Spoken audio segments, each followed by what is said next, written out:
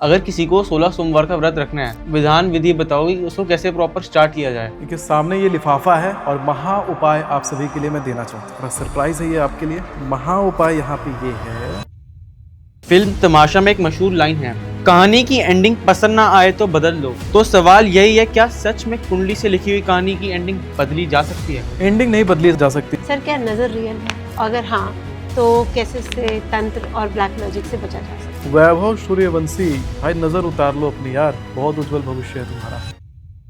हरी मूंग की दाल भगवान शंकर को रणवीर सिंह चढ़ाएंगे तो उनको लाभ प्राप्त होगा। पंछियों को मूंग की दाल अगर पानी में फुला करके आप खिलाते हैं तो आपको लाभ प्राप्त होगा। ये वीडियो रणवीर सिंह तक पहुंच जाना चाहिए। रुद्र अभिषेक क्या होता है और क्या ये सच में किस्मत बदल देता है? श्रावण में यदि आप धन प्राप्त करना चाहते हैं, शत्रु जिनके पीछे पड़ गए हैं, आजकल के टाइम पे साइबर फ्रॉड्स और बैंकिंग सिस्टम बहुत कोलैप्स हो रहा है, तो उसके बारे में आप क्या प्रेडिक्शन करना चाहेंगे कि आप बैंकों में पैसा रखना अभी सेफ है कि नहीं? एक मैं मंत्र बोल रहा हूं, मंत्र सुनिए ध्यान से, नजर लगा हो तो नजर खत्म हो जाएगा। अभी चार बहुत आवश्यक पड़ता है अगर जाना तो। चलत विमान कोलाहल होई, जय रघुबीर कहे सब कोई। वैसे मान लीजिए प्लेन उड़ा और प्लेन उड़ा ऐसे करके और आपने कहा चलत विमान कोलाहल होई जय रघुबीर कहे सब कोई, ये क्रैश हुआ, लेकिन ये देखिए पकड़ा गया। ऐसे भगवान संभाल लेते हैं। ये जो ग्लोब है मेरे हाथ में, पर ये आग का जलना बड़ा संकेत देता है कि 2027 जो आने वाला है कितना बड़ा विस्फोट कारक रहने वाला है।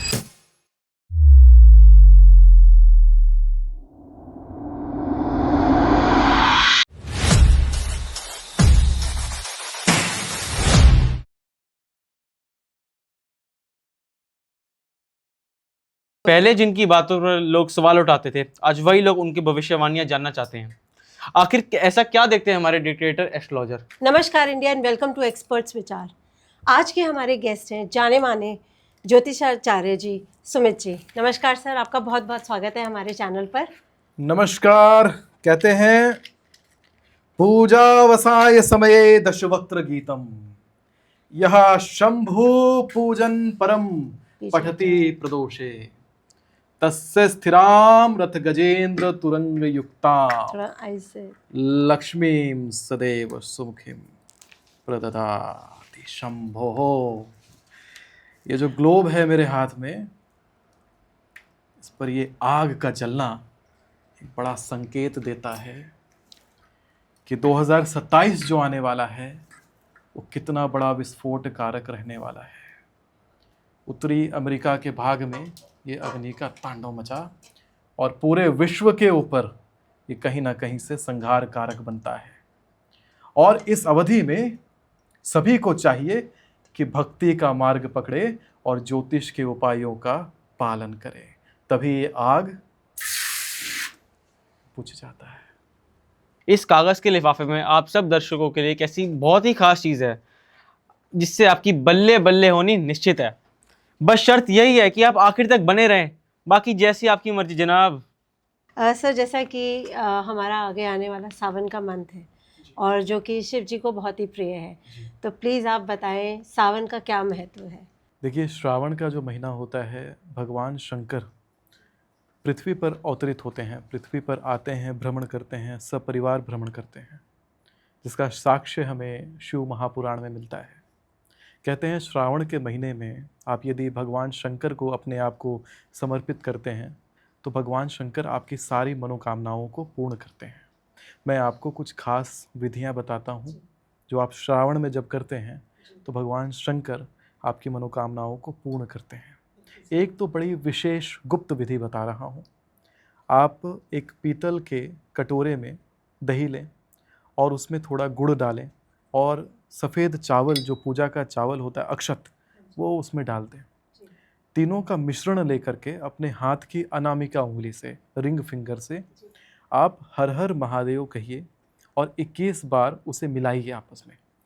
महादेव बोलिए, हर हर महादेव बोल करके, और अपनी मनोकामना कहिए और फिर हर हर महादेव बोलिए।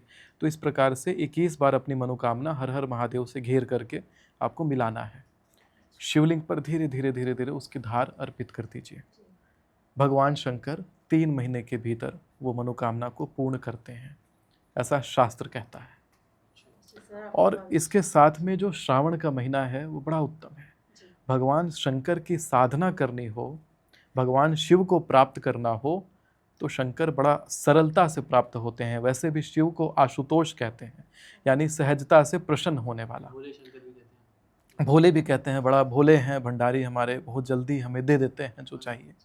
तो शंकर जी को प्रसन्न अगर करना है इस श्रावण के महीने में, तो रुद्राष्टकम का जो पाठ है वो शिव के ऊपर जब आप जलधार गिराते हैं, लोटे में जब आप जल की धारा शंकर जी को अर्पित कर रहे हैं, तो धारा धीरे धीरे गिराइए और पूरा रुद्राष्टकम जो 1 मिनट का होता है, वो 1 मिनट का पूरा रुद्राष्टकम पढ़ना है। धारा गिर रही है पतली सी, रुद्राष्टकम पढ़ना है, तो शंकर जी उसे प्राप्त करते हैं।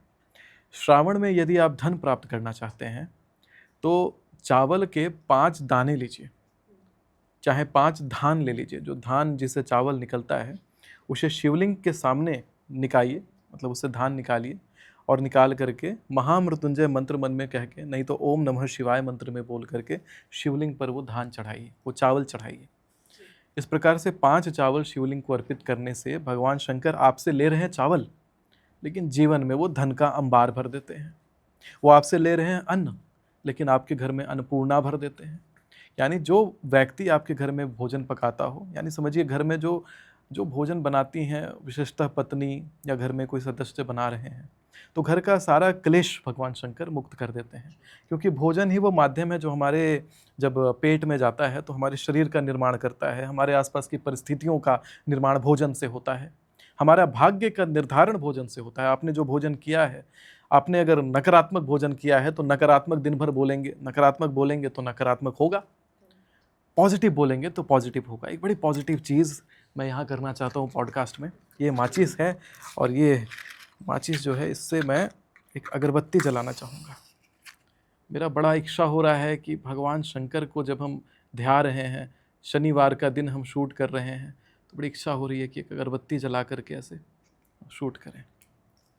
तो हमें ऐसा लगता है कि जो भी है, कहते हैं कि अभी तो वो व्यवस्था रह नहीं गई कि ब्राह्मण को व्यास आसन पर बैठा करके ज्योतिष का वाच बचवाया जाए, शंकर भाष्य बनाया जाए, लेकिन कम से कम भगवान शंकर को नमन इस आसन पर बैठ करके ज़रूर हम करते हैं। इसी बात पर सर हर हर महादेव। हर हर महादेव। जी सर, जैसे अभी आपने शेयर करी कुछ रेमेडीज़, किस तरह से हम शिव जी को प्रसन्न कर सकते हैं। बट जैसे जो गृहिणियाँ या जो कोई भी सावन के व्रत रखना चाहते हैं, तो उसके लिए क्या सही तरीका है, अगर आप वो शेयर करें प्लीज़। देखिए, श्रावण का जो व्रत है, एक बात की विशेष ध्यान देने की आवश्यकता है कि फलाहार व्रत रखें, और फलाहार में आलू नहीं खाना है। लोग अक्सर फलाहार में आलू खाते हैं, आलू फलाहार में नहीं खाना है। और बिना नमक वाला व्रत श्रावण के सोमवार को रखें। इससे केवल विवाह में नहीं, आपका चंद्रमा भी अच्छा होता है और भगवान शंकर सारे रोग दुख और संकट आपके हर लेते हैं। किसी के जीवन में अगर कर्ज से संबंधित समस्या चल रही है, भगवान शंकर का पूजन करें, भगवान शंकर का व्रत करें, और व्रत करके भगवान शंकर जी के शिवलिंग के सामने प्रसाद के रूप में हरी मूंग चढ़ा दें। कर्जे का संकट बड़ा जल्दी शंकर भगवान हरते हैं। शत्रु जिनके पीछे पड़ गए हैं, शत्रु बाधा से मुक्त होने के लिए भगवान शंकर को आप सरसों का तेल अर्पित करिए। धीरे धीरे सरसों की तेल से धार भगवान शंकर पर गिराइए, शत्रु बाल भी बाका नहीं कर पाएंगे।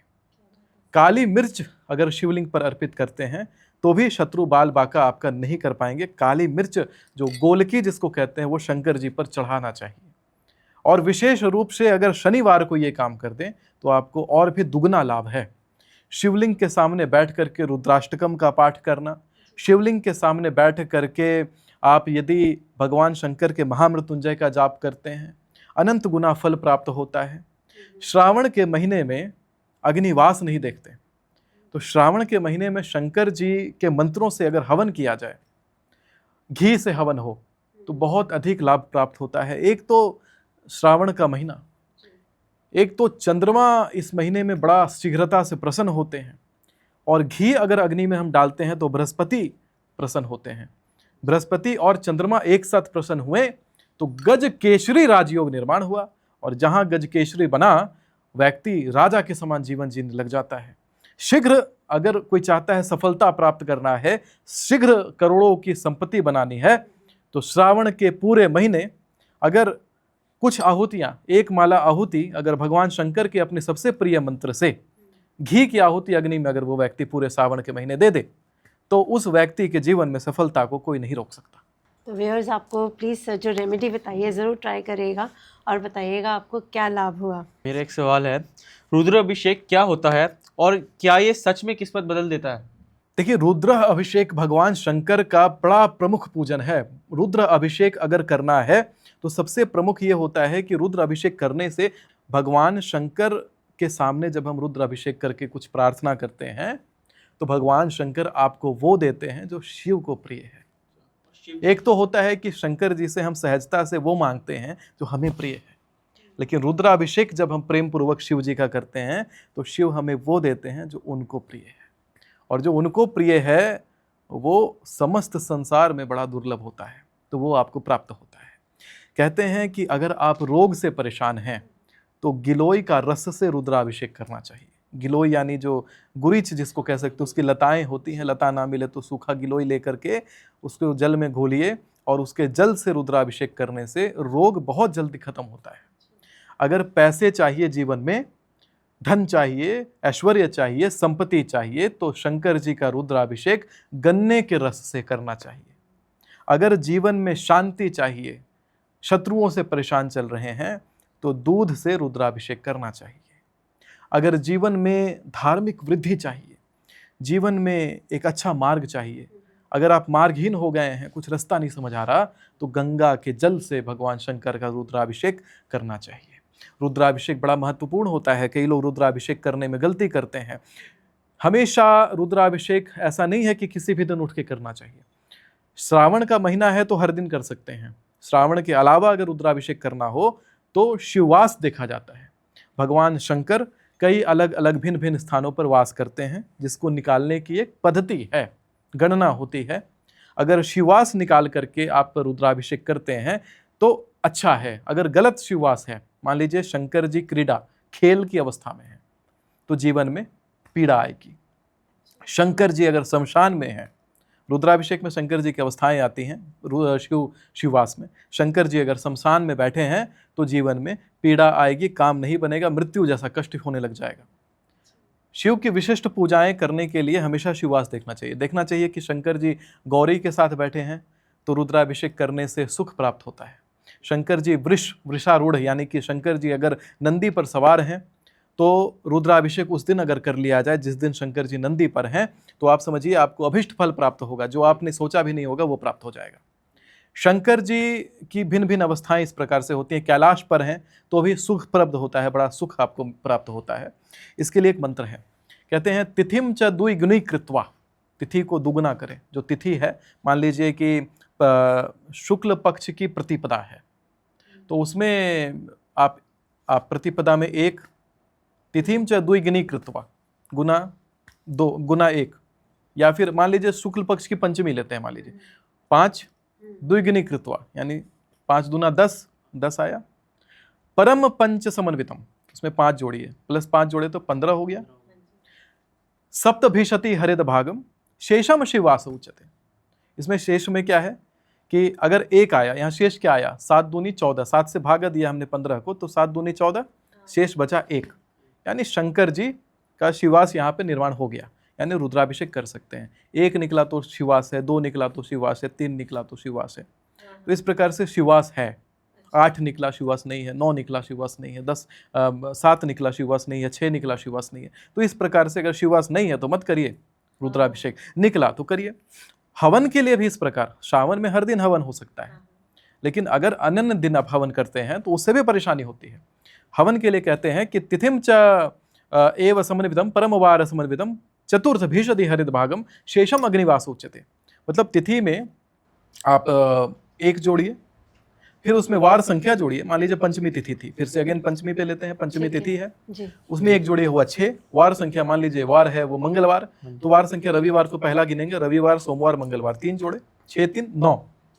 चतुर्थ भीषदि हरित भागम, 4 से उसको भागा देंगे। अगर पूरी कट गया, अग्निवास है पृथ्वी पर, अगर 1 फल आया, 1 शेष बचा, आकाश में अग्नि है, निष्फल हवन होगा। हवन का कोई फल नहीं मिलेगा। ये कई ब्राह्मण नहीं जानते इस बात। हाँ, मैं बता रहा हूँ, कभी भी रहता है पूजा तो होता है। हाँ, ये बड़ी नई बात बता रहा हूँ दर्शक, इसको अग्नि पुराण से है, और हमेशा अग्निवास देख करके हवन करें। गलत दिन अगर आप हवन करते हैं तो कष्ट होगा। तो अगर वही 2 आता है शेष तो फिर आप हवन कर सकते हैं। पृथ्वी पर अग्नि है, 3 आता है तो मतलब अग्नि पाताल में है, अगर आप हवन करते हैं तो आप जिस प्रॉब्लम के लिए हवन कर रहे हैं वो प्रॉब्लम और बढ़ जाएगा। तो यहाँ पे क्या हुआ कि मैंने बोला 9 आया, 9 आया, 4 से भागा दिया, 4 दूनी 8 यानी 1। पंचमी तिथि अगर मंगलवार को पड़ी तो हवन नहीं हो सकता, हवन करेंगे निष्फल हवन होगा। तो इसी प्रकार से हवन की भी तिथि निकलती है, इसी प्रकार से शिवास भी निकलता है, शंकर जी का वास निकलता है। तो इन चीज़ों का ध्यान देकर के पूजा पाठ किया जाए तो सफलता है। वही नवरात्रों में अग्निवास या शिववास नहीं देखते, श्रावण में नहीं देखते, तो इस प्रकार से आप मुहूर्त का विवेचन करें तो आपके लिए बहुत अच्छा होता है। अगर किसी को 16 सोमवार का व्रत रखना है तो आप उसकी प्रॉपर विधान विधि बताओगे कि उसको कैसे प्रॉपर स्टार्ट किया जाए? देखिए, व्रत चाहे 16 सोमवार का हो चाहे कोई भी व्रत हो, सबसे पहले ये निर्भर करता है कि आप ये ध्यान दें कि व्रत हमेशा सूर्योदय से सूर्योदय रखना है। कई लोग सुबह व्रत रखेंगे, रात को व्रत तोड़ लेते हैं, तो वो व्रत निष्फल हो जाता है। सूर्योदय यानी एक सूर्योदय से शुरू करिए, अगले सूर्योदय तक वो व्रत चलेगा। साथ में आपको ये बात का भी ध्यान देना है कि अगर आप 16 सोमवार का व्रत रख रहे हैं तो व्रत में प्रधान होता है संकल्प, यानी आपको संकल्प करना है। हाथ में अक्षत, सुपारी, गंगाजल लेकर के और कुछ संकल्प सामग्री, इलायची वगैरह लेना हो, पान पत्ता लेकर के आप संकल्प ले सकते हैं। संकल्प करके कि मंत्र आता हो तो मंत्र बोलिए या पंडित जी से संकल्प लिवाइए। मैं एक मंत्र बोल दे रहा हूँ, अगर आपको 16 सोमवार का व्रत शुरू करना हो या सावन में कोई भी व्रत रखना हो तो आपके लिए मैं एक मंत्र बोल रहा हूँ। वहाँ पे तिथि, जहाँ मैं बोलूँगा तिथि, तो वहाँ तिथि बोल दीजिएगा, क्योंकि तिथि तो अभी बदलती रहेगी। तो तिथि बोलिएगा, वो वार बोलिएगा, आप देखेंगे कि आपका वो व्रत बड़ा सफल होगा। जब भी कभी ये रील में आप डाल दीजिएगा कंटेंट कि जब भी कभी किसी को कोई व्रत रखना हो, एक मैं संकल्प बोल रहा हूँ, उस संकल्प को सुनते हुए अपने हाथ में अक्षत, गंगा जल, सुपारी और सिक्का लेकर के आप ये संकल्प सुनिएगा। और जहां मैं बोलूंगा तिथि बोलने वहां तिथि बोलिए, जहां मैं बोलूंगा आपको अपना नाम बोलने, गोत्र बोलने, वहां नाम या गोत्र बोलिए। गोत्र ना पता हो तो कुछ नहीं, उसमें अमुक गोत्र भी मैं बोल देता हूं, अमुक गोत्र बोल करके आप दादा का नाम, पिताजी का नाम लेकर के आप संकल्प लेकर के देवता को अर्पित करेंगे तो भगवान उस संकल्प को स्वीकृत करेंगे और जो आप व्रत रखेंगे वो व्रत फलित होगा। मैं मंत्र बोलता हूं, सुनिए ध्यान से। हाथ जोड़ करके या अपने हाथ में गंगा जल, अक्षत, पुष्प ले लीजिए और सिक्का ले लीजिए। मैं बोल रहा हूं, ओम श्री विष्णु विष्णु विष्णु श्रीमद् भगवतो महापुरुषस्य विष्णुराज्ञा पर्वतमानस्य अद्यं ब्रह्मणो हि द्वितीय अपराधे श्री श्वेत वराह कल्पे वैवस्वत मनोवंतरे अष्टाविंशतितमे कलियुगे कली प्रथम चरणे भूलोके जम्बूद्वीपे भरतखंडे आर्यावर्तांतर्गत देशे भारत देशे पुण्य राज्य। अपना राज्य का नाम अब बोलिए, जो राज्य में, जो स्टेट में रहते हैं उसका नाम बोलिए। पुण्य नगरे, अपने शहर का नाम बोलिए। ग्रामा नाम ग्रामे, अपने क्षेत्र का, लोकेलिटी का, सोसाइटी का नाम बोलिए। निकट मंदिरे, अपने निकट के मंदिर का नाम बोलिए। अब यहाँ पे एक पक्ष बोलिए, चंद्रमा का शुक्ल पक्ष है तो शुक्ल पक्ष बोलिए, कृष्ण पक्ष है तो कृष्ण पक्ष बोलिए। पक्षे अमुक तिथौ, अब यहाँ पे तिथि का नाम बोल दीजिए कि अगर प्रतिपदा है, पंचमी है, द्वितीया है, जो तिथि है। तिथौ सूर्य दक्षिणायने, या आगे के लिए अगर सूर्य उत्तरायण हो जाते हैं तो सूर्य उत्तरायणे। तो जैसे सूर्य हैं, अगर उत्तरायण है तो उत्तरायण बोल दीजिएगा। साल के जिस भी अवधि में आप देख रहे हैं, सूर्य दक्षिणायन है तो दक्षिणायन बोल दीजिएगा। नहीं कुछ पता है तो सूर्य अमुक स्थाने स्थितौ, चंद्रमा अमुक राशि स्थितौ। अगर राशि पता है चंद्रमा की तो बोलिए, नहीं तो कोई दिक्कत। चंद्रमा अमुक राशि स्थितौ, सूर्य अमुक राशि स्थितौ। 1 साल तक वैलिड रखता हूँ मैं इसको, सितंबर तक वैलिड रखूंगा। शनैश्चर शनैश्चर मीन राशि स्थितौ। बृहस्पति कर्क राशि स्थितौ। अगर बृहस्पति राशि परिवर्तन कर दे तो बृहस्पति अमुक राशि स्थितौ। अभी हाथ में ये सब लिए रहिएगा, मैं बोलता जा रहा हूँ। राशि स्थितौ। अब बोलिए अहम, तो अपना नाम लगाइए और नाम के साथ में अब बोलिए, अगर आप ब्राह्मण हैं तो बोलिए शर्मोहम। अगर आप क्षत्रिय हैं तो बोलिए वर्मोहम, नाम के साथ बोलिए वर्मोहम। अगर आप वैश्य वर्ण से हैं तो नाम के साथ बोलिए गुप्तोहम। अगर आप शूद्र वर्ण से हैं तो नाम के साथ बोलिए शूद्रोहम। अब बोलिए मम पिता, और मम पिता में पिताजी का नाम लेकर के फिर से उसी प्रकार, ब्राह्मण है तो शर्मोहम, आप क्षत्रिय हैं तो वर्मोहम, आप वैश्य हैं तो गुप्तोहम, और अगर शूद्र हैं तो शूद्रोहम। मम पितामह, दादाजी का भी नाम लेकर के इसी प्रकार से। अगर दादाजी जीवित हैं तो श्री लगाइए, दादाजी नहीं जीवित हैं तो आप स्वर्गीय लगाइए, श्री मतलब स्वर्गीय श्री नहीं, केवल स्वर्गीय लगा के नाम लेकर के उसी प्रकार से शर्मोहम या वर्मोहम, गुप्तोहम या फिर शूद्रोहम बोलिए। और बोलने के पश्चात आप बोलिए अहम पुण्य गोत्र उत्पन्नो, अपना गोत्र का नाम लीजिए और गोत्र का नाम लेने के बाद उत्तम कुले, मैं बोल रहा हूँ उत्तम कुले उत्पन्नहम अहम सकल कामना सर्व कामना सिद्ध्यर्थे सर्व सिद्धि प्राप्नोति हेतवे च सर्व सिद्धि प्राप्नोति हेतवे अहम। शंकर जी के लिए अगर उपवास रखना चाहते हैं तो आप बोलिए कि श्रावण मासे अहम उपवास संकल्प करिष्ये।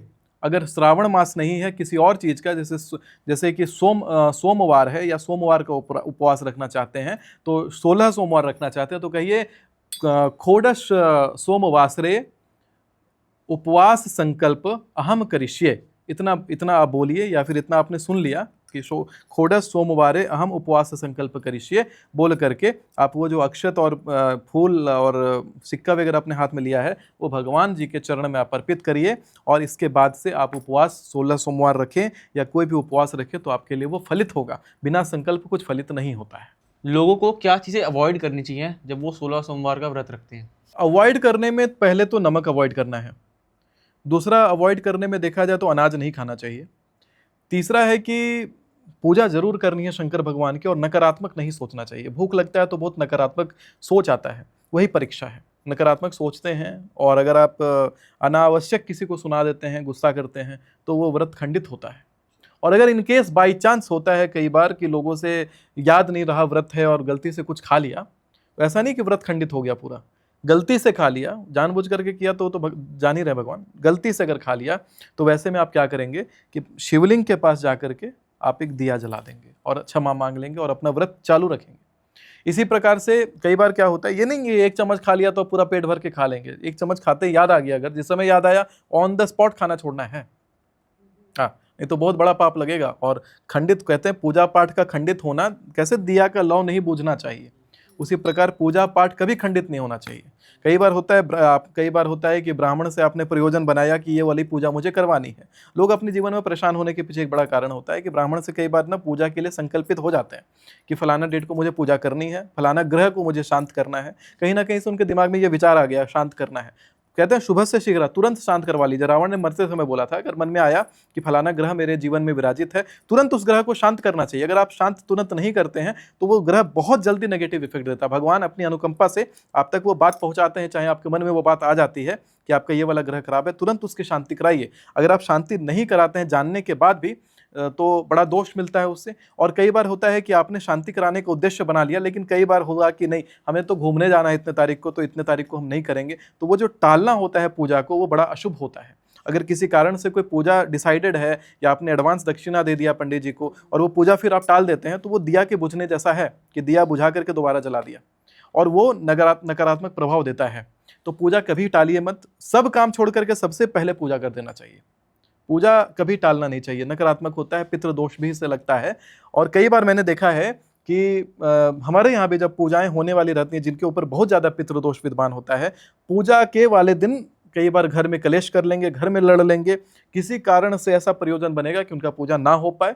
लेकिन अंततः पूजा करवा देने से, कर देने से उनको बहुत जल्दी शांति प्राप्त होती है, अन्यथा लोग अनावश्यक परेशान होते हैं। एक उदाहरण देता हूँ, कई के कुंडली में राक्षसी दोष है, कई के कुंडली में पितृदोष है। पूजा का वो डिसीजन ले लिया उन्होंने, तो पूजा में क्या, हवन में क्या, तो हवन में उस चीज़ को, उस ग्रह दोष को भोजन जाना है। कई बार रास्ते में कहते हैं कि भूत प्रेत दिख जाए तो पलट के देखते भी नहीं है, उसको इच्छा हो जाती है कि वो आपके पीछे आ जाएगा, उसको लगता है कि ये व्यक्ति मुझे देख पा रहा है, सुन पा रहा है।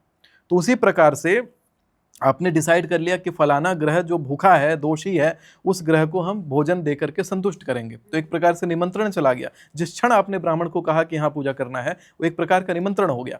और निमंत्रण दे करके फिर आप उसको पूजा नहीं देंगे तो वो उग्र होगा।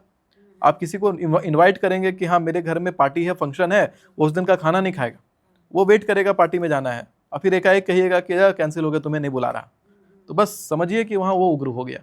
तो उसका उग्र होना बड़ा अच्छा नहीं होता, वो नकारात्मक प्रभाव देता है। इसीलिए रावण ने कहा था शुभ से शीघ्र, शुभ काम पहले करिए। थैंक यू सर, अभी आपने बहुत अच्छे से सारा एक्सप्लेनेशन दिया। जहाँ सावन का मंथ है पार्थिव शिवलिंग का भी कहीं ना कहीं बहुत महत्व है। तो क्या सावन के मंथ में डेली पार्थिव शिवलिंग की पूजा करनी चाहिए या खाली सोमवार को भी करा जा सकता है? अगर हाँ तो कैसे करना चाहिए? देखिए, पूजा जितना प्रयोजन बन सके उतना करना चाहिए। पार्थिव शिवलिंग का निर्माण करके पूजा करना बहुत अच्छा होता है। अगर बेल के जड़ से क्या, बेल के नीचे, बेल के छाया से अगर आप मिट्टी लेकर के पार्थिव शिवलिंग का निर्माण करते हैं, या बेल के नीचे बैठ करके ही पार्थिव शिवलिंग का निर्माण करके उनको पूजन कर दें वहाँ पे, क्योंकि बेल के नीचे का एक एक कंकड़ शिवलिंग होते हैं, शिव जी होते हैं। तो वहाँ अगर आप निर्माण करते हैं या वहाँ से लेकर के मिट्टी घर में आते हैं और वहाँ शिवलिंग बना करके पूजा करते हैं घर में, बहुत श्रेष्ठ फल है, क्योंकि साक्षात जगदम्बा भी चल के आपके घर में आती है, भगवती आपके चल के आती है घर में। तो बिल्कुल करना चाहिए। पूजा करने से ही सब कुछ होता है, सारा लाभ प्राप्त होता है। सर, और सर जैसे घर में बेलपत्र का हम पौधा लगा सकते हैं? आप घर में लगाइए बेलपत्र का पौधा, लेकिन घर के पूरब दिशा में, घर के उत्तर दिशा में, घर के नॉर्थ ईस्ट में। इसके अलावा कोई और दिशा में मत लगाइए। अगर दिशा नहीं है कोई और शेष तो मत लगाइएगा। पश्चिम में लगाएंगे परेशान हो जाएंगे, नैऋत्य में, दक्षिण में लगाएंगे परेशान हो जाएंगे। इस बात का ध्यान दीजिएगा। केले के वृक्ष को लेकर के एक बात मैं बता दूं, केले का वृक्ष भी लगाते हैं लोग, घर पे केले का वृक्ष मत लगाइएगा। केले का वृक्ष हमेशा घर के बाहर होता है और केवल पश्चिम की दिशा में होता है, ना दक्षिण में, ना उत्तर में, ना पूरब में। अगर बाकी दिशाओं में आपने लगा रखा है तो समझिए घर में क्लेश होना तय है। पति पत्नी के बीच में झगड़ा होना और परिवार का बिखरना बड़ा ही तय हो जाता है, बहुत ज़्यादा क्लेश बढ़ जाता है। केवल पश्चिम में, घर के बाहर, अगर फ्लैटों में रहते हैं तो केले का वृक्ष मत लगाइएगा। तो लगाया जा सकता है बेल वृक्ष भी, बेल का पौधा भी घर में लगाया जा सकता है। महादेव जी ने हलाहल विष क्यों पिया और उसे गले में ही क्यों रोक लिया? तो आप इसके बारे में कुछ बता सकते हैं? देखिए, शंकर भगवान में ही वो शक्ति है कि हलाहल जैसे विष को वो शोध सकें। विशेष रूप से एक पुरानी कथा है, हलाहल शंकर जी का बड़ा परम भक्त था और जब वो समुद्र मंथन में विष के रूप में निकला तो प्रकृति ने भले एक माया रची कि एक महाविष निकला है जिसे भगवान शंकर अपने कंठ में समा लेंगे। मूल रूप से जब शंकर भगवान हलाहल लेते हैं तो उनका जो कंठ जो होता है वो नीला पड़ जाता है। वो एक बात का परिचायक होता है कि शंकर जी विष्णु जी के परम भक्त हैं। तो कंठ में भले शंकर जी पूरा श्वेत हैं, कर्पूर गौरम, शंकर जी पूरे कर्पूर के समान श्वेत हैं। अभी आप भीमसेनी कपूर लेकर आई हैं, तो उसी प्रकार शंकर जी कपूर के समान सफ़ेद हैं और उनका जो कंठ है वो नीला है, क्योंकि उनके कंठ से नारायण की ध्वनि निकलती है। और जो हलाहल विष है वो भगवान शंकर का परम भक्त है, इसीलिए वो हलाहल जो है वो भगवान शंकर के कंठ में वास कर गया।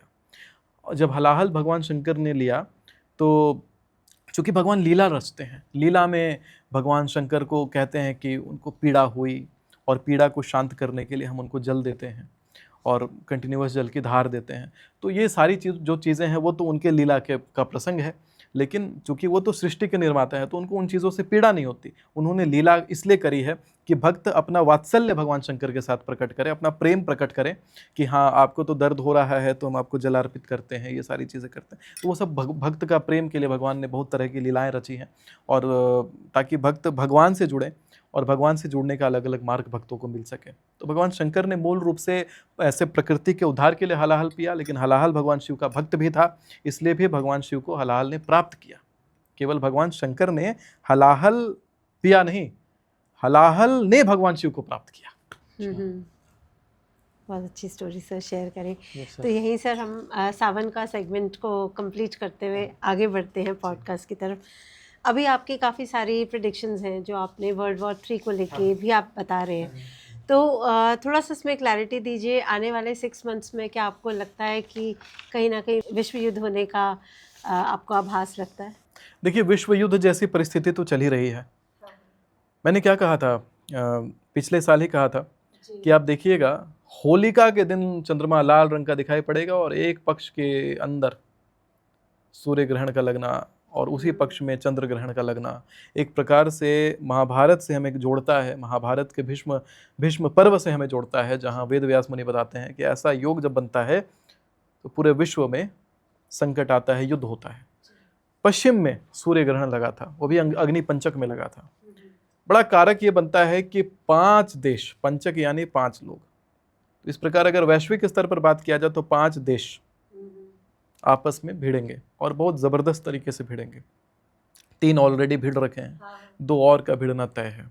यूरोप के लिए संभावना बहुत अधिक बनता है और चीन और ताइवान को लेकर संभावना बहुत अधिक बनता है। तो 12 अगस्त के बाद बहुत अधिक संभावना है 12 अगस्त से 13 सितंबर के बीच में कि यूरोप के अंदर गृह युद्ध जैसा प्रभाव हम देखेंगे। एक तरफ पाकिस्तान अभी 3 तरीके से घिरा हुआ है, चौथा तरीके का संकट पाकिस्तान में ही अंदर से स्फुटित हो जाएगा इसी अवधि में, जो अभी आने वाला समय है वो वहाँ पे गृह युद्ध करवाएगा। अफगानिस्तान से, बलूचिस्तान से और पीओके का इशू पाकिस्तान के साथ ऑलरेडी चल रहा है। एक पाकिस्तान के इंटरनल जो लोग हैं वो भी वहाँ पर किसी प्रकार का मुठभेड़ छेड़ करके और गृह युद्ध जैसी स्थिति पाकिस्तान में बड़ा शीघ्र बनाएंगे। और वहाँ पर कहते हैं ना कि जब जब जल का संकट पाकिस्तान में हुआ है तब तब पाकिस्तान की आर्थिक स्थिति भी चरमराई है। अभी वृषभ राशि में मंगल का गोचर हुआ। पाकिस्तान की जो कुंडली है वो वृषभ लग्न की है, राहु लग्न में बैठे हुए हैं। वृषभ में मंगल का जो गोचर है वो वहाँ पर अंगारक निर्माण करता है जो जल संकट क्रिएट करता है। मिथुन राशि में वहाँ चंद्रमा बैठे हुए हैं, वो भी एक जल संकट देता है, लेकिन खाद में क्योंकि चूंकि मिथुन है, बुध से संबंध है, तो वहाँ की मिट्टी उपजाऊ है उनके द्वितीय भाव के कारण। लेकिन मंगल का यहाँ बैठना एक बड़ा परिचायक ये बनता है कि मंगल का राशि परिवर्तन जो है वो कहीं ना कहीं वहाँ जल संकट लाएगा और आर्थिक संकट लाएगा और वहाँ युद्ध की हालत बनाएगा। लग्न यानी शरीर, 1.25 महीना के अंदर, अभी रिकॉर्डिंग जो डेट है हम लोगों का, रिकॉर्डिंग डेट हमारा 4 जुलाई का है, 1.25 महीने के अंदर आप देखेंगे कि पाकिस्तान के अंदर बहुत हिंसा हो रहा होगा, क्योंकि वहाँ पे जो मंगल हैं उनके लग्न में बैठ गए हैं और देशों के साथ भी पंगे लेगा। आने वाले समय में 16 जुलाई से लेकर के 12 अगस्त 2026 के बीच में हम ये देख सकते हैं कि दिल्ली एनसीआर के क्षेत्र में आतंकी भी पकड़े जा सकते हैं। समाज को दिशा दिखाना भी होता है। सर, आजकल की दुनिया को देख के लग रहा है काफ़ी कुछ अनस्टेबल है, तो यहाँ आप ग्लोबल क्राइसिस को लेकर क्या कहेंगे? क्या बहुत करीब है ऐसा देखना? माहौल तो बड़ा खराब है, वैश्विक स्तर पर ही क्राइसिस का पूर्ण योग है। मैंने क्या कहा था कि एक तो पैसे की क्राइसिस, ईरान की करेंसी कोलैप्स, रद्दी के भाव बिका वहां का कागज। विश्व युद्ध के बारे में जो मैंने अभी लास्ट ईयर 2025 में मैंने ये बात कही थी, जनवरी 2026 की शुरुआत तो होने दो, अमेरिका युद्ध में आएगा। वहां पर शनि का मीन राशि में गोचर और शुक्र का इस साल का लग्नेश होना कहीं ना कहीं से उसको युद्ध की स्थिति में लाता है। 3 जनवरी को ऐसा क्या हुआ कि अमेरिका ने वेनेजुएला के ऊपर हमला किया और 9 जनवरी को ईरान की करेंसी कोलैप्स करवाता है अमेरिका। मतलब वहां की जो करेंसी है वो बिल्कुल कागज के समान बिक गई ईरान के। आप कितने भी बड़े करोड़पति हो, सोना चांदी जिसके पास था वही आगे बढ़ पाया। आज कहीं ना कहीं से पता नहीं क्या ऐसा कारण है कि हमारे प्रधानमंत्री जी भी आकर के कह दिए कि सोना और चांदी मत खरीदो। हाँ, लेकिन ये तो दिख रहा है कि सोना चांदी का रेट बढ़ता जा रहा है। चलिए, देश के साथ हम चलना चाहें, अगर कुछ इकोनॉमिकल एंगल है, मैं मानता हूँ सोना चांदी नहीं खरीदिए, लेकिन एक बार और सोचना चाहिए कि अंतर्राष्ट्रीय क्या कारण हो सकता है सोना चांदी ना खरीदने के पीछे। सोना चांदी जब लोगों के पास नहीं है, करेंसी जिस समय डिसॉल्व होती है उस समय सारे लोग सरकार के और अंतर्राष्ट्रीय सरकार के कंट्रोल में आ जाते हैं, क्योंकि उनके पास जो करेंसी है वो एक कागज का टुकड़ा है। मैंने एक फिल्म देखी थी, उस फिल्म में था कि उस समय कुवैत की करेंसी कोलैप्स होती है, कुवैत के अंदर कूप हो जाता है, मिलिट्री कूप। जब कुवैत पर कूप हुआ, सद्दाम हुसैन ने जब कुवैत पर कब्जा किया था, तो उस समय जितने लोग कुवैत छोड़ना चाहते थे वो लोगों ने, जिनके पास सोना था, गोल्ड था, केवल वो लोग कुवैत छोड़ करके भाग पाए। इसी प्रकार से देशों के ऊपर कब्जा किया जाता है, इसी प्रकार से अंतर्राष्ट्रीय जो ताकतें होती हैं देशों के ऊपर कब्जा करती है। इसीलिए मैं लोगों से कहता हूं, अंदर से मजबूत बनना बहुत जरूरी है। सोने का स्टॉक आपके पास होना बहुत जरूरी है, सोना नहीं तो आप कुछ नहीं हो। और इनफैक्ट मैं भी देख पा रहा था कि 5 सत्र और भारत में डेमोक्रेटिक चुनाव, और 5वें सत्र के बाद भारत में चुनाव होने बंद।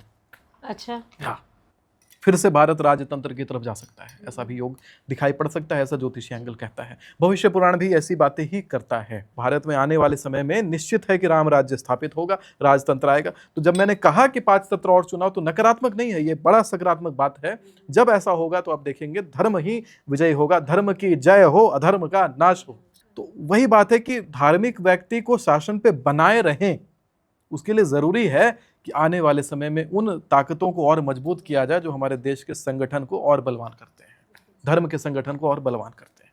ठीक है सर, यहाँ गोल्ड और स्टॉक रिलेटेड का मैं आपसे पूछना चाहूँगी। गोल्ड का आगे प्राइस का आपका क्या प्रेडिक्शन है? कौन से टाइमलाइन में लगता है कि बहुत हाई एंड जाएगा? मैंने क्या कहा था कि सोना और चांदी अगर आप जुलाई के बाद खरीदना शुरू करते हैं या जुलाई तक का इंतजार करते हैं तो आप पछता जाएंगे। मैंने कहा था सोना और चांदी जितना खरीदना है खरीदो, सोना और चांदी में लाभ है, तो लोग ट्रोल कर रहे थे सोना तो गिर रहा है, सुमित जी आपकी तो भविष्यवाणी गलत हो। आज अप हो गया थोड़ा सा, आज थोड़ा सा प्राइस में आज कल भी 1200 रुपए बढ़ा हाँ। सोना का रेट, एक दिन में 1200 रुपए बढ़ गया। जी। तो जो लोग ये बातें लिख रहे थे, भाई ये समझ लो, पहले मैंने अगर ये कहा है कि सोना खरीदो का मतलब है कि रेट गिरेगा तभी तो खरीदो, बढ़ेगा तो मैं क्यों कहूंगा खरीदो। रेट अगर अभी बढ़ रहा है सोना का तो मैं कहूंगा होल्ड करने के लिए ना, या तो मैं कहूंगा कि अभी रुक जाओ। बढ़ता हुआ सोना, बढ़ा हुआ सोना क्यों खरीदने कहूंगा? जब चांदी 4,20,000 4,10,000 पहुंचा था तो उस समय चांदी खरीदने थोड़ी कहूंगा। बिल्कुल। आप जब मार्केट ट्रेंड को देखोगे, सोना गिर रहा है तभी तो कह रहा हूं सोना खरीदो, आगे बढ़ेगा। जुलाई और अगस्त में मैंने बोला था सोना बढ़ेगा, अब बढ़ना शुरू हो गया। जुलाई में एंटर किए हैं और सोना बढ़ रहा है। बिल्कुल। क्या रेट जा सकता है सोना इस साल के अंत तक? सोने का क्या रेट हो सकता है? देखिए, सोने का जो रेट है वो कहीं ना कहीं से 180 के आसपास में लिंगर कर सकता है इस साल के अंत तक। संभावना है कि उसके आसपास ही लिंगर कर सकता है। सूर्य अभी जैसे जैसे अपनी आगे की चाल चलेंगे, अभी सूर्य जो है कर्क में प्रवेश करेंगे, सूर्य सिंह में जाएंगे। तो सिंह में जब सूर्य पहुंचेंगे, अभी 16 तारीख को सूर्य राशि परिवर्तन 16 जुलाई को कर रहे हैं, उसके बाद सूर्य फिर राशि परिवर्तन करेंगे। तो सूर्य जब सिंह राशि में जाएंगे तो उसमें सोना और ऊपर जाएगा। सूर्य जब कन्या राशि में जाएगा, सोना और ऊपर जाएगा। तो सोना तो ऊपर जाएगा, बाकी ग्रहों का भी उस पर प्रभाव पड़ेगा, लेकिन क्षणिक प्रभाव पड़ता है। लेकिन सूर्य तो आगे आगे जैसे जैसे चलते जाएंगे वैसे वैसे सोना बढ़ेगा। तो इस साल का जो अंतिम भाग है, ये जो तकरीबन देखा जाए तो अगले के 3 महीने सोना बढ़ता हुआ हमें दिखाई पड़ेगा। फिर मैं कहूंगा जब सोना घटने वाला होगा, मैं कहूंगा सोना खरीदिए। नवंबर दिसंबर का जो महीना आएगा तो उस समय सोना खरीदने में कहूंगा दोबारा आपको। फिर जब सोना बढ़ने वाला होगा मैं फिर बताऊंगा। मेरा काम क्या है? आप लोगों को एक रास्ता दिखाना, तमसोमा ज्योतिर्गमय असतोमा सद्गमया, एक रास्ता दिखाना है आपको। और वो रास्ता दिखाने के लिए बड़ा जरूरी है कि आप ज्योतिषीय पक्षों को ध्यान दें, और ध्यान दे करके उसके ऊपर अच्छे से सुने उन चीजों को। केवल ट्रोलिंग में दिमाग ना लगाते रहे कि यहाँ पे गलत हो गई चीज, यहाँ पे गलत हो गई। भाई थोड़ा लॉजिक भी लगाओ। सोना जब गिरेगा तभी मैं मना करूंगा। सोना बढ़ता हुआ जब सोना रहेगा तो क्यों लोगे सोना बढ़ता हुआ? अभी अगस्त में क्यों लोगे सोना? जुलाई में लेना है फिर भी ले लो, अगस्त में फायदा दे देगा। लेकिन अगस्त के बाद क्यों लोगे? अगस्त में तो बढ़ा रहेगा, फिर गिरेगा रेट तो मैं बताऊंगा गिर रहा है, गिरने वाला है। आजकल के टाइम पे साइबर फ्रॉड्स और बैंकिंग सिस्टम बहुत कोलैप्स हो रहा है, तो उसके बारे में आप क्या प्रेडिक्शन करना चाहेंगे कि आप बैंकों में पैसा रखना अभी सेफ है कि नहीं?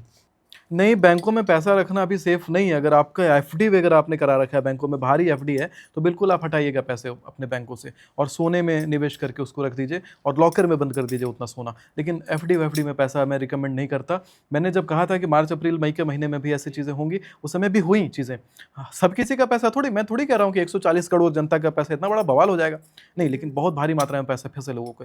हुआ क्या कि कुल 590 करोड़ रुपए IDFC फर्स्ट बैंक में एफडी घोटाला हो गया। 150 करोड़ रुपए का HDFC बैंक में और कोटक महिंद्रा में 160 करोड़, 950 करोड़ के आसपास का एफडी घोटाला 1 महीने के अंदर हो गया था, जिसमें मैंने भविष्यवाणी करी थी। और 950 करोड़ का मतलब हुआ कि 1-1 लाख रुपए करके जनता जमा करती है। आप समझिए 950 करोड़ रुपए एफडी अगर घोटाला हुआ, कितने भारी मात्रा में लोगों का पैसा फंसा। अब लोग लेंगे कहाँ से रिकवरी? RBI से लेंगे, केस लड़ेंगे तब तो रिकवर होगा, पैसा तो फंस गया। इसी प्रकार से कई सारे बैंकों का, छोटे ग्रामीण बैंक थे, अब कोई 10 लाख रुपया 15 लाख रुपया किसी ने जमा कर रखा है घर बनाने के लिए, बेटी की शादी के लिए, सब बैंकों का लाइसेंस रद्द हो गया। RBI का मैक्सिमम ये है कि अगर आपके कितने भी पैसे पड़े हों, अगर किसी प्रकार की डिस्क्रिपेंसी होती है ऐसी, तो 5 लाख रुपए तक का अधिकतम वो आपको सिक्योरिटी देता है, यानी रिटर्न देता है। 15-20 लाख जिसके पड़े तो उतने पैसे तो सबके डूब गए। और ये घटना घटी मई में। अप्रैल और मई के महीने में स्क्रूटनी की RBI ने, और जितने बैंकों को उसने डिस्क्वालीफाई किया भारी मात्रा में, और बहुत सारे बैंकों का लाइसेंस रद्द करवा दिया। तो उस समय लोगों के पैसे फंस गए एफडी में। इसी प्रकार से अभी भी मैं कहता हूँ कि बैंकों में ज़्यादा पैसा ना रखें, और ख़ास करके 11 अक्टूबर से लेकर के 9 नवंबर के बीच में बैंकिंग रिलेटेड फिर समस्या हमें देखने के लिए मिलेगा। और इस बीच भी बैंकों में पैसा रखना अच्छा नहीं है।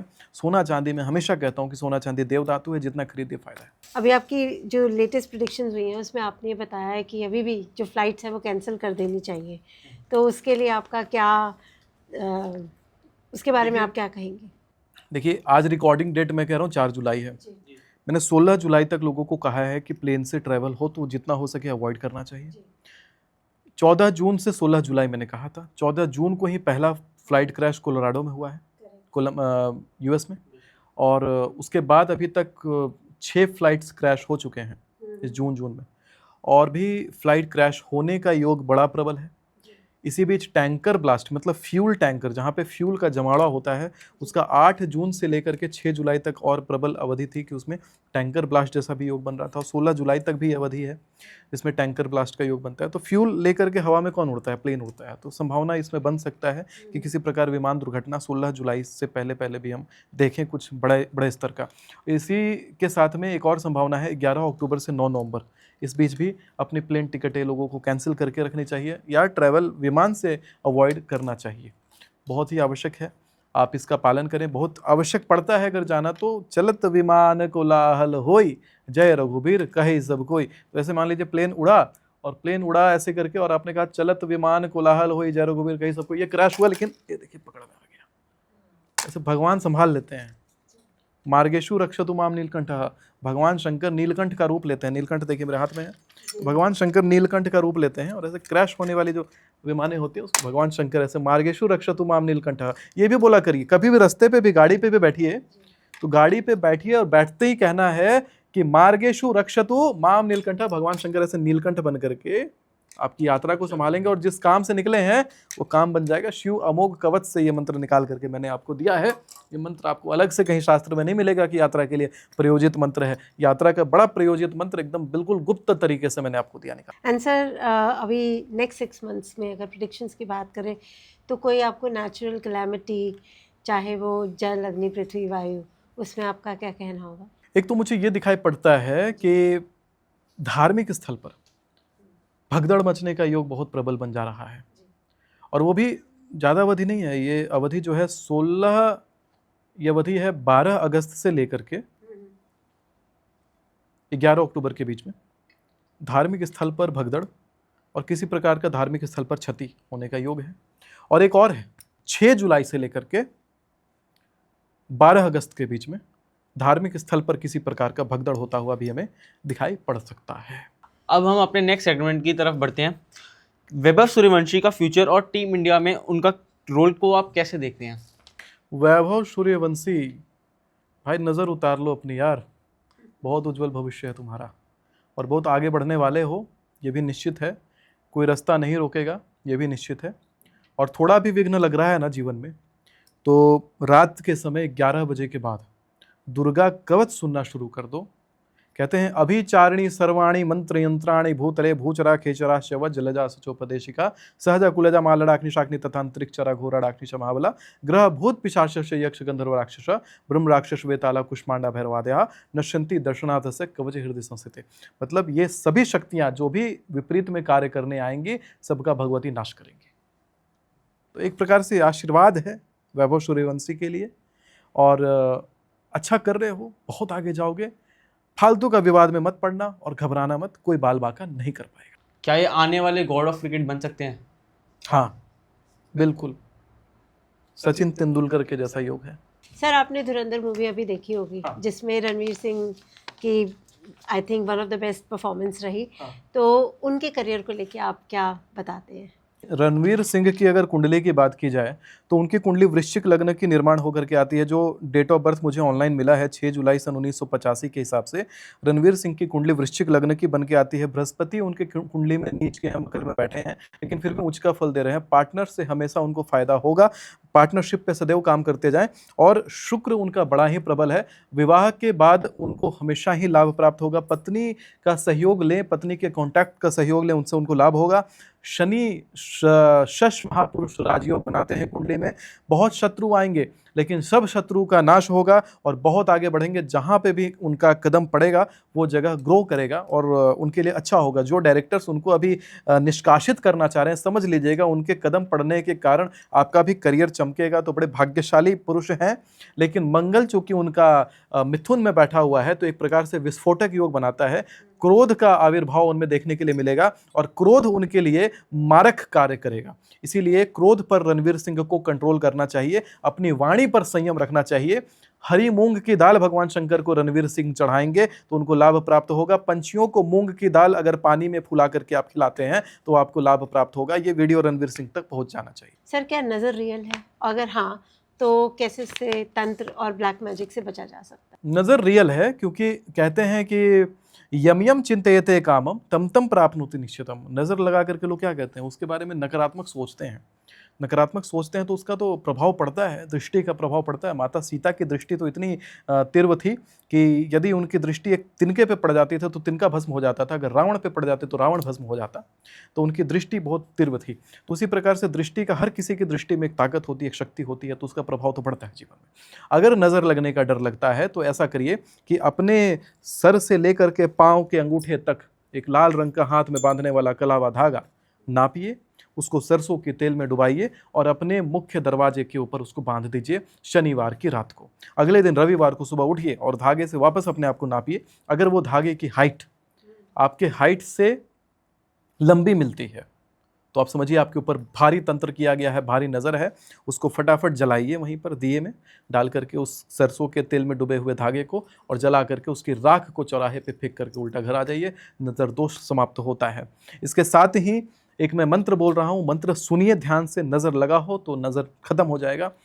अभिचारिणी सर्वाणी मंत्र यंत्राणि भूतले भूचरा खेचराश्च वज्र लजा सचोपदेशिका सहजा कुलजा माला डाक्नि शाक्नि तथा अंतरिक्षरा घोरा डाक्नि श महाबला ग्रह भूत पिशाच यक्ष गंधर्व राक्षस ब्रह्म राक्षस वेताला कुष्मांडा भैरवादेह नश्यन्ति दर्शनाथ स कवचे हृदय संस्थिते मनोनंत्र भवे द्रागेस्तुवृद्धि करम परम।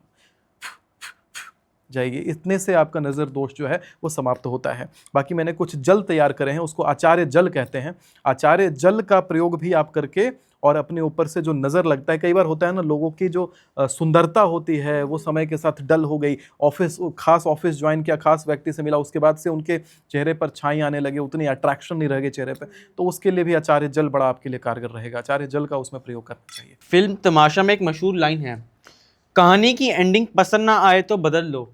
तो सवाल यही है, क्या सच में कुंडली से लिखी हुई कहानी की एंडिंग बदली जा सकती है? एंडिंग नहीं बदली जा सकती है, लेकिन अपने रास्ते को आसान किया जा सकता है। कुंडली की जो रेमेडीज़ होती हैं, जो ज्योतिष की रेमेडीज़ होती हैं, आपके रास्ते को आसान करती हैं। कोई पकड़ करके ये कहता है ना कि ये मैं पूजा करवा देता हूँ और तुम एकदम सीधा मंजिल पे पहुँच जाओगे, वो संभव नहीं है। कोई आपको मंजिल पर पकड़ के नहीं पहुँचा देगा, मंजिल पर आपको खुद चल के जाना पड़ता है। हाँ, रास्ता आसान हो जाता है जब आप उपाय करते हैं। भगवान की कृपा से रास्ता आसान होता है, चलना तो खुद पड़ता है। कर्मण्येवाधिकारस्ते मा फलेषु कदाचन। जी सर। एंड सर, जाते जाते कोई महा रेमेडी हमारे दर्शकों के लिए आप लेके जाएंगे? तो दोस्तों, वो वक्त आ गया है। सुमित जी, वो लिफाफा खोलिए और बताइए आपने क्या लिखा है इसमें। देखिए, सामने ये लिफाफा है और महा उपाय आप सभी के लिए मैं देना चाहता हूँ। बड़ा सरप्राइज़ है ये आपके लिए। तो महा उपाय यहाँ पे ये है, जिससे आपके सारे काम बनेंगे। कहते हैं किसी भी काम को अगर आपको सफल बनाना हो तो आपका भविष्य भगवान नंदी सुधार सकते हैं। यानी किसी भी कार्य के लिए आप निकले हों तो आप अपने साथ थोड़ा सा गुड़ और चना का दाल लेके जाइए और रास्ते में बैल दिखे, नंदी दिखे, उसे खिलाइए और अपनी जो मनोकामना है वो कहिए उस बैल से, जीवित बैल से कहिए और अपने काम को निकल जाइए। निश्चित है आपका कार्य बनता है। आजमाया हुआ उपाय है। गौ सेवा भी करना है, नंदी सेवा भी करना है। नंदी को इग्नोर नहीं करना। गाय जो है वर्तमान सुधारती है, नंदी भविष्य सुधार देता है। Thank you so much sir, हमारे चैनल पर आने के लिए। आपने इतने अच्छे इंसाइट शेयर करे। धन्यवाद। Thanks again. Thank you sir.